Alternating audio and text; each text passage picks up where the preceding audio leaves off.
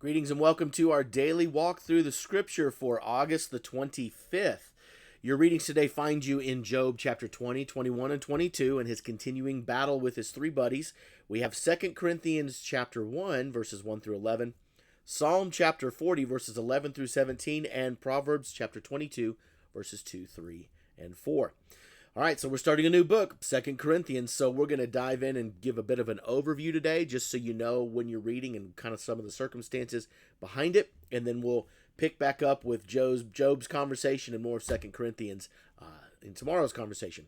So 2 Corinthians, we need to clarify a couple things here. We don't there's some of the timeline of the letters to the church in Corinth that are a little bit confusing. Here's what we do know. Okay, for 100% certain, the letter of 2 Corinthians is actually not his second letter to the Corinthians.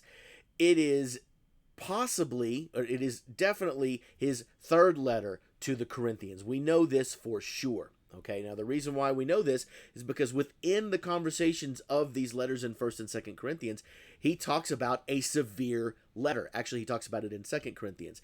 The argument is whether 1st Corinthians is that severe letter. There are some who believe that Paul wrote a letter that was lost, and then he wrote the letter of 1 Corinthians, and then he wrote the letter of 2 Corinthians, making 1 Corinthians the severe letter. Does that make sense? Kind of? Well, let me try it this way. There's other people that believe that Paul wrote 1 Corinthians, then he wrote another letter, and then we have the copy of 2 Corinthians. So either way, we have at least 3 letters to the church at Corinth. The only question is whether the severe letter that Paul mentions is 1 Corinthians or an entirely different letter. Regardless, we know that now 2 Corinthians, the third letter to the church of Corinth, is much different in tone from 1 Corinthians. 1 Corinthians was dealing with some pretty serious accusations, and at some point, Paul went to go visit Corinth, and the visit didn't go well at all. And as a result of that visit, Paul wrote his severe letter. I honestly do think that it's 1 Corinthians because it deals with some pretty strong rebukes. But regardless of whether that was the letter or not, 2 Corinthians, the tone is Paul said, "You guys listened.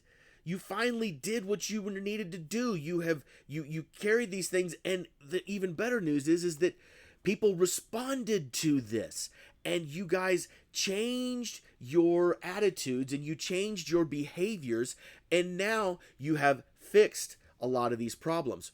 And so, like 1 Corinthians, 2 Corinthians is one of these occasional letters. Now, like we've talked about before, like we talked about with 1 Corinthians, he's dealing with specific issues in the church in Corinth. This is opposed to the pastoral letters like Timothy and Titus that are dealing with church governance and things that are more timeless. This is situational stuff. And so 2 Corinthians, he's going to be dealing with a topic that honestly we see a lot of in the New Testament, and that is dealing with legalistic teaching.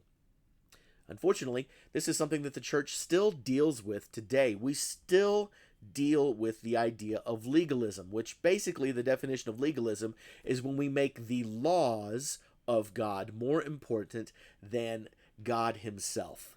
This is the problem that the leaders of Israel, the Jewish leaders of Israel had with Jesus, is that they made the laws of God more important than following God himself. This is not a problem that got better in the Christian movement because there were Judaizers. In other words, these were people that were Jewish that converted, became Christians, and as a result of that, though, they still struggled with some of the Jewish laws, customs, and traditions. One of those that comes up a lot, and you'll see a lot in Paul's letters, is the argument of circumcision and whether or not we should be circumcised. But what Paul is doing here is he wants to make sure that people understand what it means to be a follower of Christ. And so he's going to make the gospel crystal clear in 2 Corinthians. He wants to make sure that everyone understands what the gospel of Jesus is. And so 2 Corinthians, though, doesn't necessarily follow any kind of ordered letter, kind of like 1 Corinthians or Romans. It's a little bit more disjointed. It's a little bit more kind of cobbled together, if you will, but that makes it no less important. And as a matter of fact, there's some great words of meditation and wrestling that we have here in Second Corinthians. And so as you get into it, hopefully you see those things.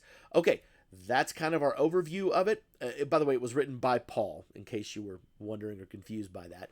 Well, we're going to take a more look at Paul's letter starting tomorrow and continue on with Job's wrestling match with his friends.